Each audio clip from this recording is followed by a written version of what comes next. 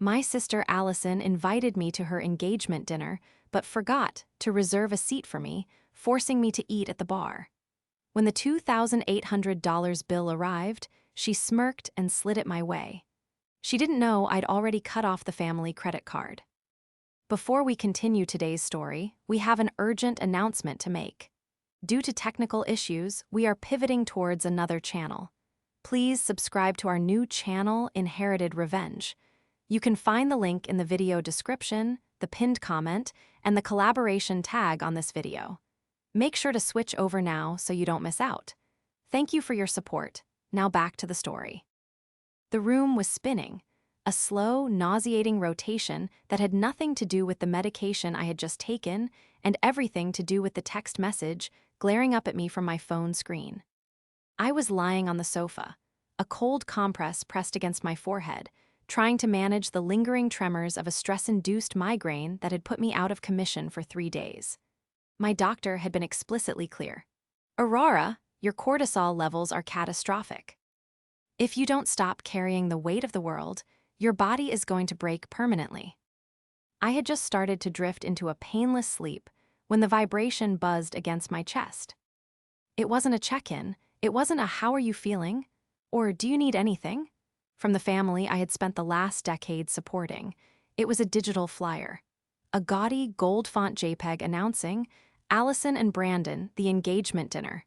Chez L'Argent. Friday, 7:00 p.m. Be there to celebrate love. Beneath the image, a separate text bubble from my mother, Melody, popped up. Don't be late this time. Brandon's parents are coming and we need to make a good impression. Wear something that doesn't look like office wear.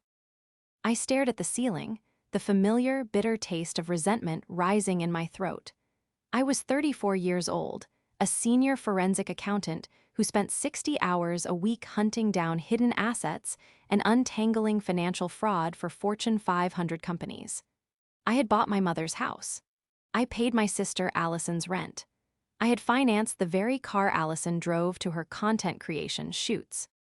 And yet, here I was, curled up in a blanket, physically broken from overwork, being summoned like a servant to foot the bill for a party I hadn't even been consulted on. The audacity wasn't surprising, that was the tragedy of it. It was expected. They didn't see a sister or a daughter when they looked at me, they saw a walking bank account with a pulse. But this time, the entitlement felt sharper, heavier.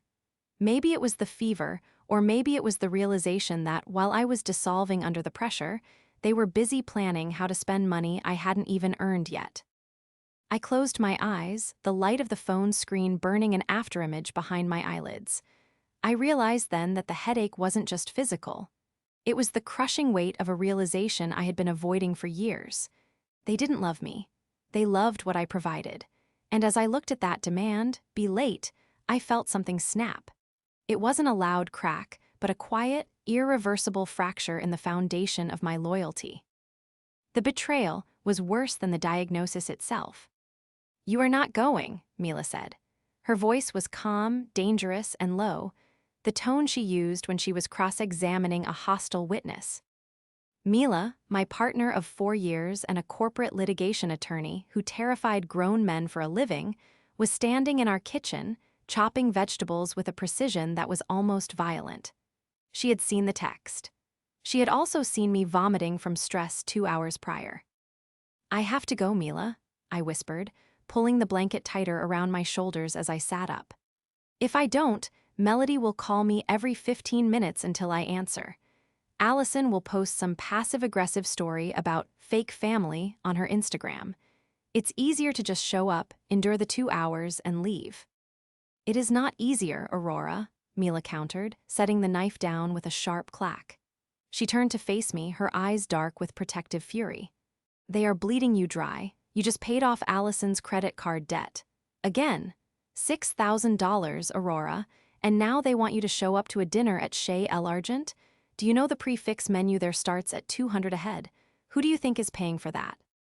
I looked away, staring at the floor. We both knew the answer. It's her engagement, Mila.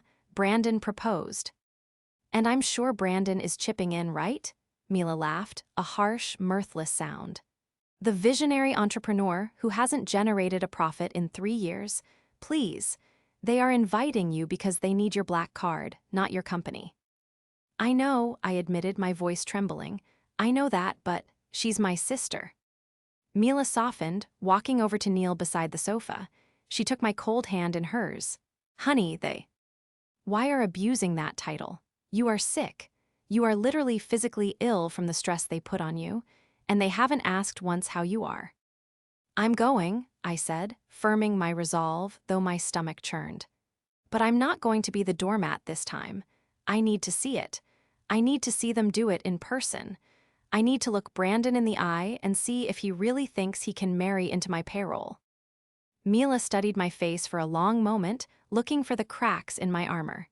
She must have seen something new there, a coldness that hadn't existed before, because she nodded slowly. Fine, she said. We go, but we go on my terms. I'm driving. And if anyone says one word to you about your outfit or your job, we walk. Deal, I agreed. I picked up my phone to reply to Melody. We'll be there. Simple, direct, no promise of payment, no apology for my silence. As I hit send, a thought occurred to me. I had spent the last week restructuring my own finances, moving assets into protected trusts, and separating my accounts from the joint access I had foolishly granted my mother years ago. It was supposed to be for tax purposes, a way to shield my earnings from potential liability in my high-risk field. But as the sent notification appeared on the screen, I realized the timing was serendipitous. Melody and Allison operated on the assumption that the well was infinite and that the bucket was always full. They assumed that because I had always paid, I always would. They moved through life with the confidence of people who had never faced a consequence. But they had forgotten one crucial thing. To understand why this dinner was such a pivotal moment, you have to understand the history.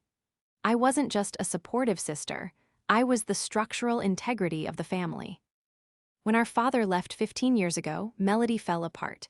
I was 19, a sophomore in college on a scholarship.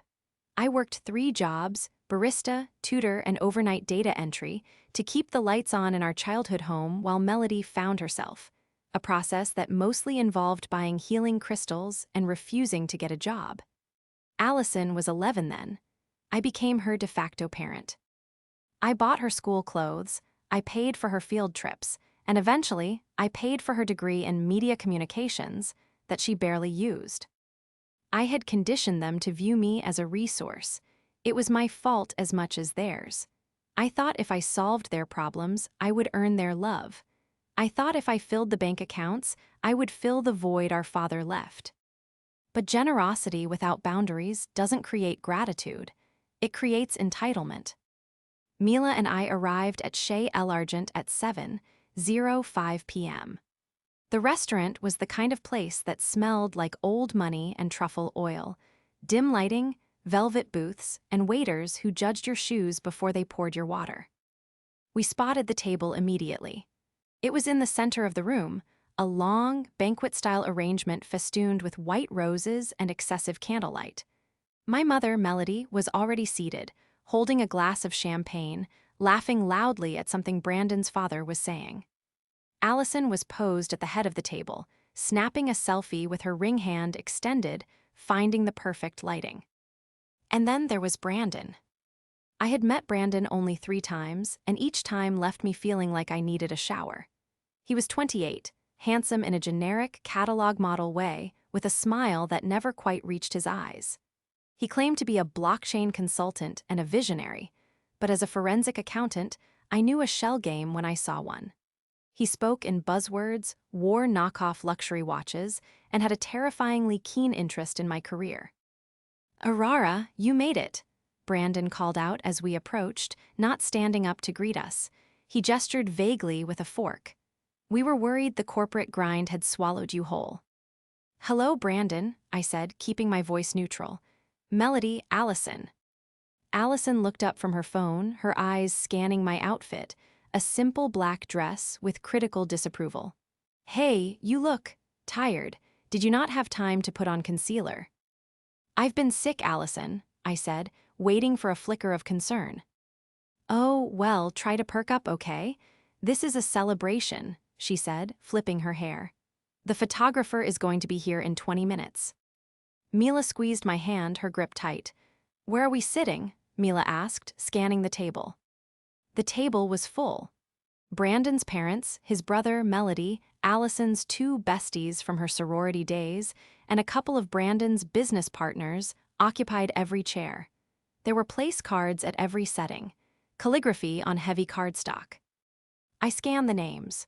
Brandon, Allison, Melody, Mr. Henderson, Mrs. Henderson. My name wasn't there, neither was Mila's. "Oh," Allison giggled, a sound that grated on my nerves like sandpaper. "Right, so, about that. We kind of hit the capacity for the main tab. The deposit only covered 12 seats, and Brandon really needed his investors here. I figured you wouldn't mind, since you're family. You guys can just grab a spot at the bar or that high top over there." She pointed to a small, isolated table near the kitchen doors, far removed from the celebration. "You invited us," Mila said, her voice dropping an octave, "to an engagement dinner, and you didn't save a seat for your sister." "It's not a big deal, Mila," Brandon interjected, leaning back and draping an arm over Allison's chair. "We're all in the same room. We'll still scream cheers to you guys. Besides," he winked at me, a gesture that made my skin crawl, "we know Aurora prefers to be low-key. She's the silent partner, right? The engine behind the scenes." He grinned, and in that smile I saw the entire dynamic laid bare. He knew exactly who was expected to pay for this dinner. He knew I was the silent partner, the financier. He was banking on my shame, on my desperate need to keep up appearances, to make me swallow this insult and still hand over my credit card at the end of the night. He was testing his power. He wanted to see if he could humiliate me and rob me in the same breath. "Right," I said, a strange calmness settling over me. The nausea was gone, replaced by a cold, crystalline clarity. The silent partner. "Great, grab a drink, put it on the tab." Allison waved her hand dismissively. "We're ordering appetizers in 5. Mila looked ready to flip the table, but I placed a hand on her arm. "It's fine, Mila," I said loud enough for the table to hear. "The bar is perfect." We walked away from the center of the room. As we sat on the high stools, with a view of my family laughing and clinking glasses, I signaled the bartender. "Sparkling water for me and a Pinot Noir for her," I said. Then I leaned in close to the bartender, a serious young man named David. "And David, I need to open a separate tab, just for me and her. Under no circumstances is anything from that table," I pointed to the center banquet, "to be added to my bill. Do you understand?" David looked at the table, then back at my tired eyes. He nodded solemnity. "Understood, ma'am, strictly separate." "Good," I whispered, watching Brandon order the most expensive scotch on the menu. "Let the games begin." From our vantage point at the polished mahogany bar, Mila and I had a direct line of sight to the spectacle unfolding at the center table. It was like watching a car crash in slow motion, except the car was made of seafood towers, and the driver was drinking vintage Dom Perignon on a credit limit that didn't exist. "Look at him," Mila murmured, sipping her Pinot Noir, her eyes narrowed like a hawk spotting a field mouse. "He's ordering for the table without asking anyone what they want. That's a power move. He's trying to show the Hendersons he's the alpha in the room." I watched Brandon wave the sommelier over for the 3rd time in 20 minutes. "Another bottle of the 15, I heard him boom, his voice carrying over the low hum of the restaurant. "And bring the Wagyu sliders for the table. My treat." My treat, the words hit me like a physical blow to the stomach. I pulled my phone out and placed it on the bar. My hands were still trembling slightly, a residual effect of the fever that was just beginning to break, but my mind was sharpening by the second. I opened my banking app.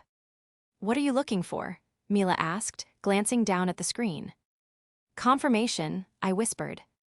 I navigated to the alert section of my primary checking account, the one I had shared with Melody for emergencies since I was 22.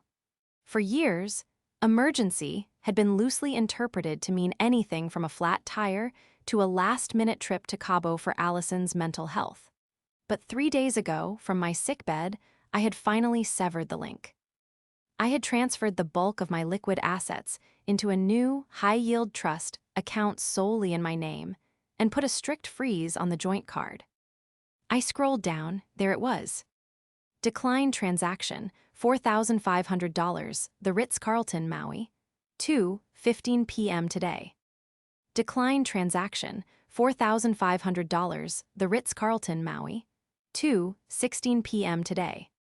Decline transaction, $200, Uber Black. 6:30 p.m. today. He tried to book their honeymoon this afternoon, I said, sliding the phone toward Mila. And he tried to take a luxury car here tonight, both declined. Mila let out a low whistle. So he knows, he has to know the card is dead. Or he thinks it's a glitch, I corrected, watching Brandon laugh raucously at something Mr. Henderson said, leaning in too close, invading the older man's personal space. He's arrogant enough to assume I just forgot to pay the bill or hit a limit. He doesn't think I have the spine to actually cut him off. I tapped on another app, a secure portal I used for work. It was a background check service, LexisNexis, the kind usually reserved for vetting corporate mergers or INV. Estigating embezzlement. I had run a preliminary check on Brandon Miller the day Allison announced the engagement, but I had been too sick to do a deep dive. Now, fueled by the adrenaline of the insult, I logged in.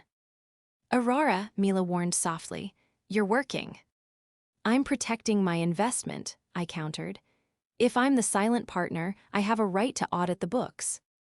I typed in his full name and the date of birth I'd seen on the party invite.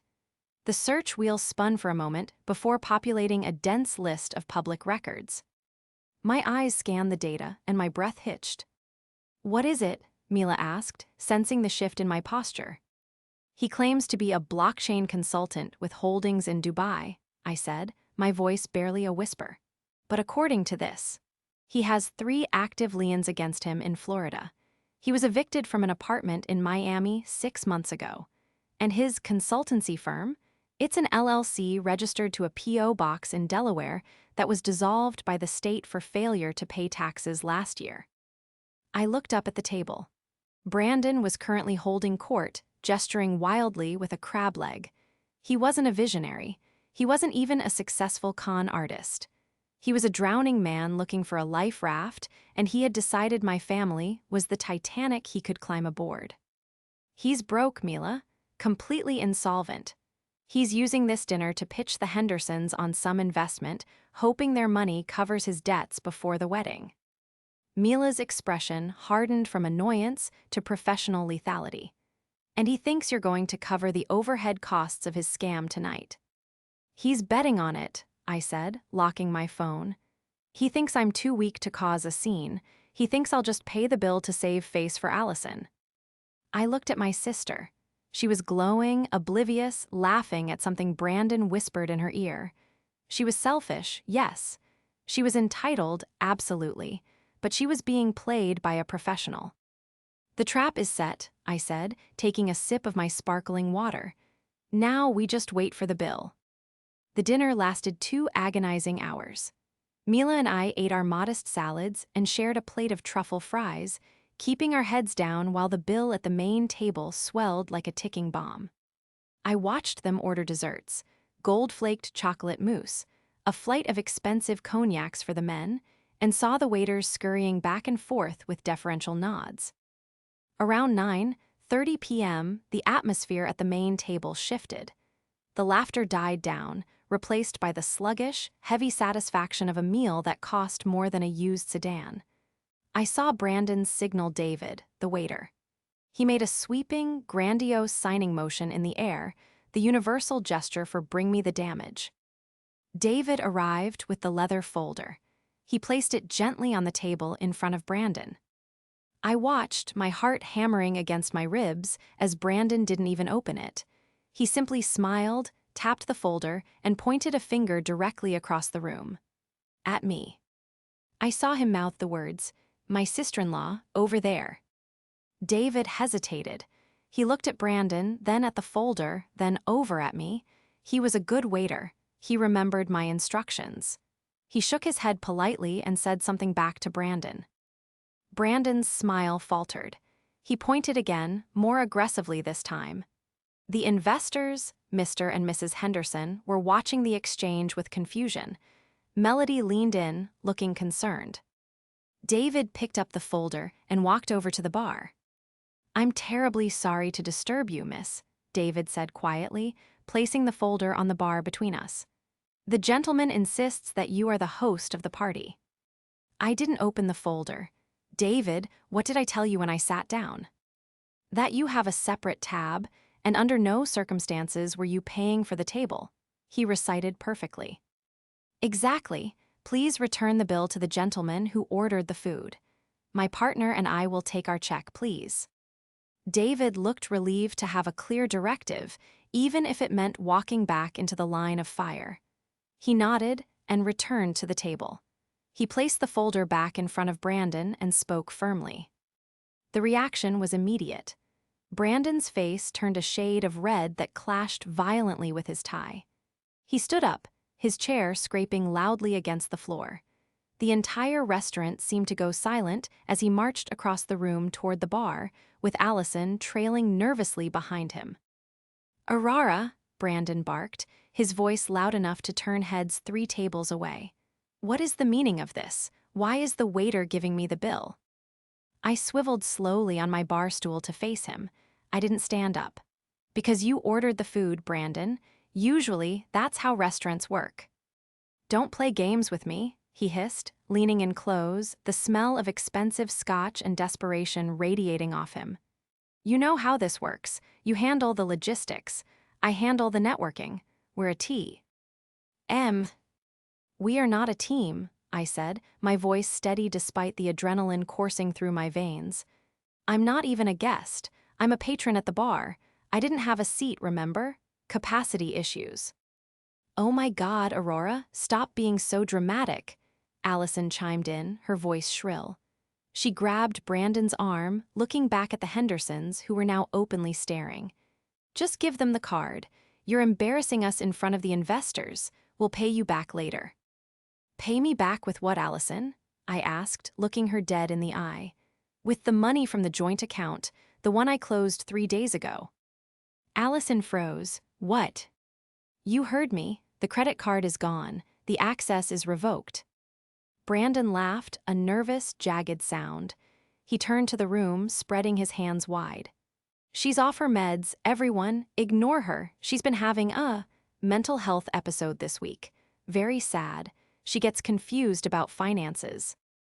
The accusation hung in the air, ugly and sharp. He was weaponizing my exhaustion, my physical illness, painting me as unstable to discredit me. That was the mistake. Mila stood up. She didn't shout. She didn't scream. She simply projected her courtroom voice, crisp and devastatingly clear. "Mr. Miller," she said, stepping between him and me, "I would be very careful about making defamatory statements regarding my client's mental health in a public setting, especially when you have 3 outstanding liens in Florida and a dissolved LLC in Delaware." The color drained from Brandon's face so fast he looked like a ghost. "What did you say?" he whispered. "We aren't on the guest list," Mila said, smiling icily. "We aren't on the bill, and considering your financial history, I'd suggest you find a new way to settle up with Shay L. Argent before they call the police. Fraud of services is a felony, Brandon." The silence that followed Mila's declaration was absolute. The clinking of silverware, the murmur of conversation, even the ambient jazz music seemed to halt. All eyes were on our trio by the bar. "You checked my background," Brandon sputtered, his bravado crumbling into indignation. "You invaded my privacy. That's illegal. I'll sue you." "Public records are not privacy, Brandon," I said, finally standing up. My legs felt stronger now. The headache was gone, replaced by the sharp clarity of justice. And as a forensic accountant, it's literally my job to spot when numbers don't add up. And you, Brandon, are a mathematical impossibility. Melody, who had been watching from the table with growing horror, rushed over. Her heels clicked frantically on the hardwood. Aurora, stop this immediately. You are ruining your sister's night. Just pay the bill. We can discuss this at home. No, Mom, I said, turning to her. We can't, because there is no home to discuss it in. Not when you pay for anyway. I'm done. What do you mean you're done? Melody demanded, her hands fluttering nervously.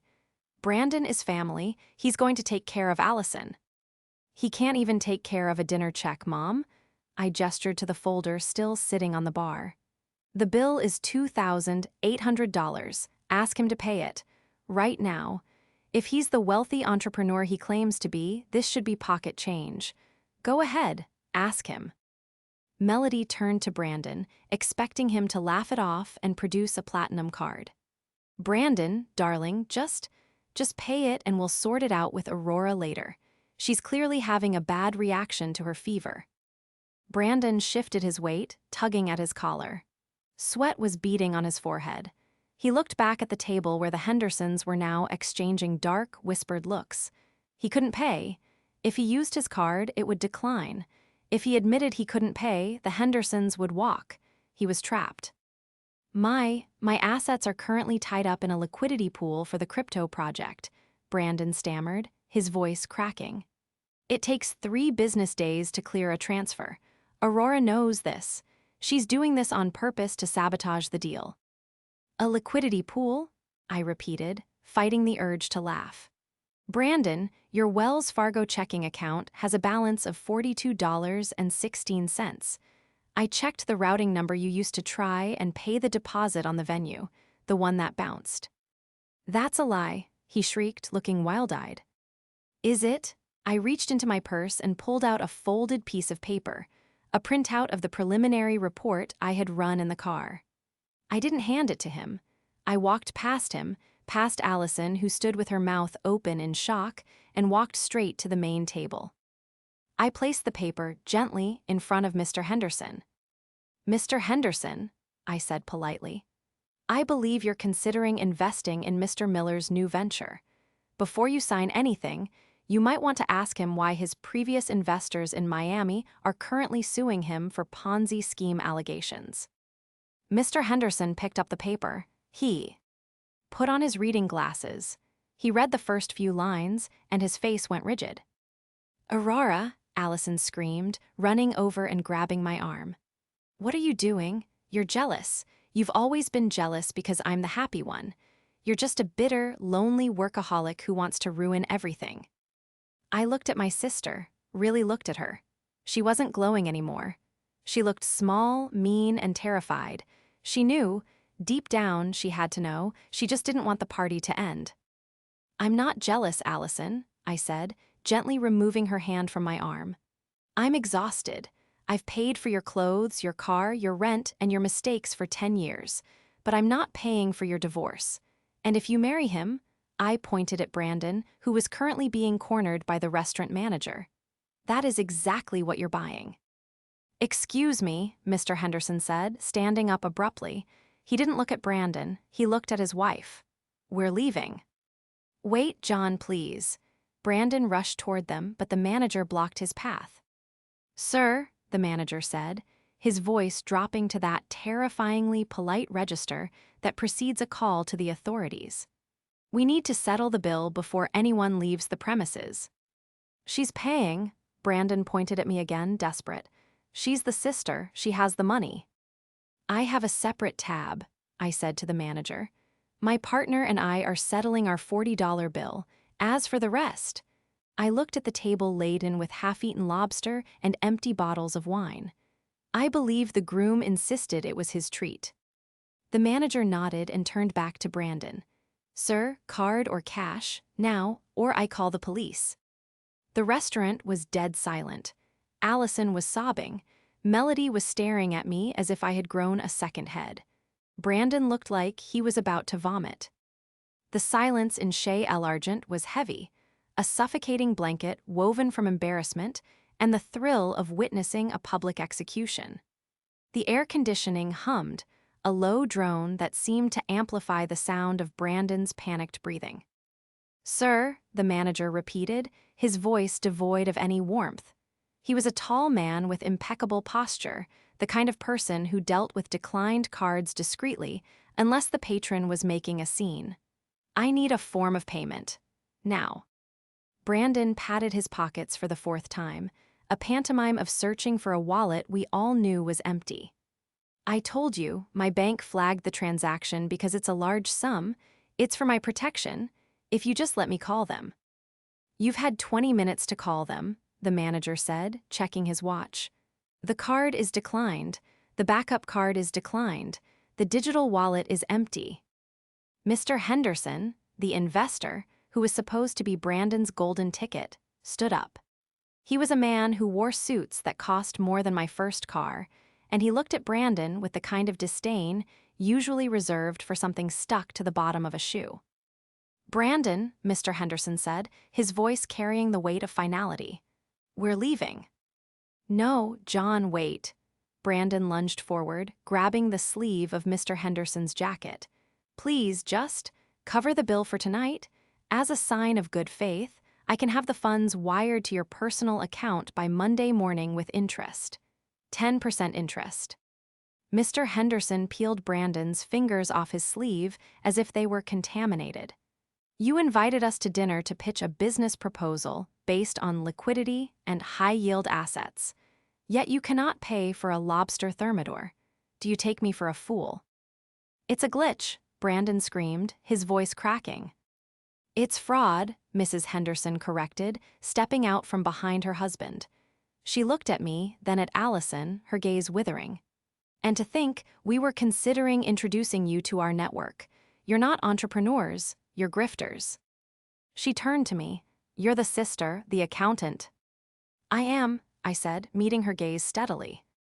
"Smart girl," she nodded once, a sharp, appreciative gesture. "You cut the rope before the anchor dragged you down. Good for you." With that, the Hendersons walked out. The heavy oak doors swung shut behind them with a definitive thud that echoed like a gavel strike. "Now look what you've done," Melody shrieked.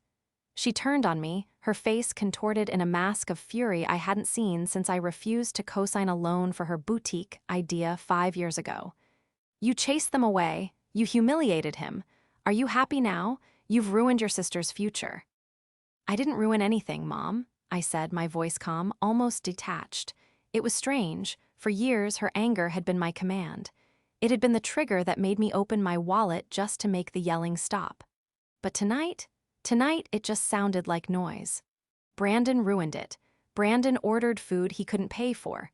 Brandon lied to investors. I just refused to be the collateral damage.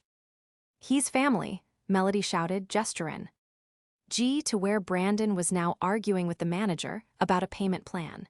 "Family helps each other." "Family doesn't steal, Melody," Mila interjected, stepping forward. She crossed her arms, her posture unyielding. "Family doesn't rack up $6,000 in credit card debt in their sister's name and then call her jealous for cutting them off." "It wasn't stealing," Allison sobbed from her seat. She had her head in her hands, her mascara running in dark streaks down her face. "It was an investment in my brand. I was going to pay you back once the sponsorship deals came in." I looked at my sister, really looked at her. She was 30 years old, yet she sat there like a petulant teenager, genuinely believing that her delusions of fame were a valid currency. "With what money, Allison?" I asked softly, walking over to her table. The other diners were watching openly now, phones out, recording the drama. I didn't care. "You don't have a job, you don't have savings, you have me. You've always had me. And because of that, you've never had to grow up." "I hate you," she whispered, looking up at me with wet, red-rimmed eyes. "I hate you for this."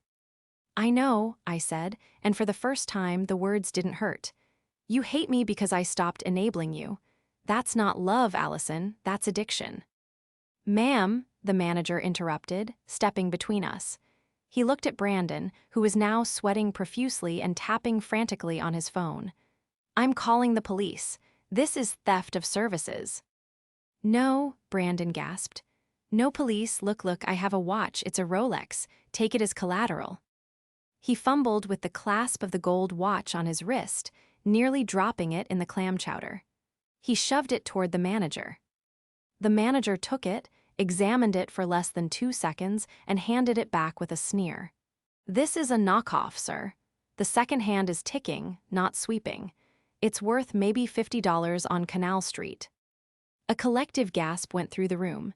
I saw Allison's head snap up. What? She breathed. It's a custom movement, Brandon stammered, his face turning a sickly shade of gray. Let me see the ring, Allison said. Her voice was quiet, trembling. Not now, babe, Brandon said, backing away. The guy doesn't know watches, he's just a manager. Let me see the ring, Brandon, Allison screamed, standing up and grabbing his hand. She yanked the engagement ring off her finger, the massive, sparkling stone she had been flashing all over Instagram for 3 weeks. She held it up to the candlelight. Then, she did something I didn't expect. She took the heavy steak knife from the table and scratched the surface of the diamond. It left a deep, white gouge. Real diamonds don't scratch. Glass does. Cubic zirconia does. Allison stared at the scratched stone. The silence that stretched between them was louder than the screaming had been. You said it was 3 carats, she whispered. You said it was insured for $20,000. I was going to replace it, Brandon pleaded, holding his hands up. Once the crypto took off, it was a placeholder, Allie, you know how it is. A placeholder? Allison threw the ring at him. It bounced off his chest and clattered onto the floor. You're a fraud, you're a broke, lying fraud. And you, she turned to Melody, you told me he was a catch. You told me he had potential. He did, Melody cried, looking between her 2 daughters, realizing her retirement plan was imploding. He dressed so well. At that moment, the blue and red lights flashed against the front window of the restaurant. 2 uniformed officers walked in, their radios crackling. Who's the manager? One officer asked. Right here, the manager said, pointing a finger at Brandon. This gentleman has consumed $2,800 worth of food and drink and has no means to pay. Sir, step outside, please, the officer said, reaching for Brandon's arm. Wait, my fiancé can pay, Brandon yelled, pointing at Allison. She has money, her sister has money. Allison stood there, the scratched glass ring on the floor, the fake watch on the table, and the wreckage of her engagement dinner surrounding her. She looked at Brandon as the officer cuffed him. I don't have a fiancé, Allison said, her voice hollow. As they dragged Brandon out, shouting about his rights and his consultancy firm, the restaurant erupted into low murmurs. The manager turned to the table. The bill still stands, someone has to pay it. Melody looked at me, it was a desperate, pleading look. Aurora, please, we can't go to jail just this once. I promise I'll pay you back. I'll sell the car, I'll do anything. I looked at the bill, then I looked at Mila. Mila nodded, handing me my purse. I pulled out a $20 bill and a 10. I placed them on the bar. This covers my sparkling water, Mila's wine, and a 30% tip for David, who was Excel. NT, I said to the manager. And the rest? The manager asked, looking at Melody and Allison. My mother has a 401k, I said calmly. It's not much, but I believe it has a debit card attached to it. It should cover the damage. Aurora, no, that's for my retirement, Melody gasped. Then I guess you better start enjoying the seafood, I said, because you just bought it. I took Mila's hand. We're leaving, I have work in the morning. We walked out of the restaurant, past the police car, where Brandon was being shoved into the back seat, past my mother crying over her retirement fund, past my sister staring blankly at a menu she couldn't afford. The night air outside was cold, crisp, and tasted sweeter than any wine I had ever drunk. The fallout was spectacular, in the way a controlled demolition is spectacular. It was messy, loud, and dusty, but when it settled, the dangerous structure was gone. Brandon was charged with theft of services and fraud. It turned out Shay L. Argent wasn't his only victim. Once his name hit the police blotter, 3 other luxury venues in the city came forward with unpaid bills. He pleaded guilty to avoid a lengthy trial and was currently serving 6 months in county, followed by 3 years of probation. The blockchain consultancy dissolved faster than his courage had that night. The bill at the restaurant, all $2,800 of it, was eventually paid. Melody had to liquidate a significant portion of her small retirement savings to cover it, plus the legal fees for the disorderly conduct citation she received for screaming at the officers. It was a harsh lesson in economics. If you order the lobster, you better have the cash. For the first month, my phone was silent. No texts, no calls, no guilt-tripping voicemails. It was the silence of a bridge that had been burned so thoroughly there wasn't even ash left to cross. I used that silence to heal. My migraines disappeared. My cortisol levels dropped. I started sleeping through the night. I put the money I would have spent on Allison's rent into a vacation fund for Mila and me. It was 3 months later when the first contact came. I was sitting in my office, reviewing a forensic audit for a tech merger, when my personal phone buzzed. It was a text from Allison. I hesitated before opening it. My thumb hovered over the screen, the old reflex of anxiety twitching in my chest. What did she want? Money? A ride? To scream at me again? Mila, who was reading on the couch opposite my desk, looked up. Is it them? Allison, I said. You don't have to read it, Mila reminded me. I know. I opened it. Hey, I got a job. It's just reception at a dental office, but it pays hourly. I moved back in with Mom. We're splitting the bills. It sucks. I miss the apartment. But I saw the ring report. The police gave it back with his stuff. It was glass, Aurora. It was literal glass. 3 dots danced on the screen. I'm sorry, about the dinner, about everything. I don't expect you to fix this. I just wanted you to know I'm working. I stared at the message. It wasn't a perfect apology. It was still centered on her feelings, her loss. But the key sentence was there, I don't expect you to fix this. For the first time in her life, Allison was solving her own problem. She was working a job she likely hated to pay bills she had helped create. It was the first step of a marathon she would have to run alone. I typed back, I'm glad you found a job, Allison. Good luck. I didn't offer to help. I didn't offer to top up her account. I didn't invite her to dinner. I just acknowledged her reality and let her live in it. That evening, Mila and I went out for dinner. We didn't go to a 5-star seafood palace. We went to a small, quiet Italian place we loved, where the pasta was homemade and the wine was cheap but good. When the bill came, there was no anxiety. There was no looking around for someone else to pick it up. There was no dread of a declined card. I picked up the check. Mila smiled at me, raising her glass. To the silent partner, she teased gently. I shook my head, signing my name with a flourish. No, to the majority shareholder. I had reclaimed my assets. I had reclaimed my family dynamic, but most importantly, I had reclaimed myself. The cost of that engagement dinner had been $2,800 for them, but for me, the price of admission to my new life was absolutely free.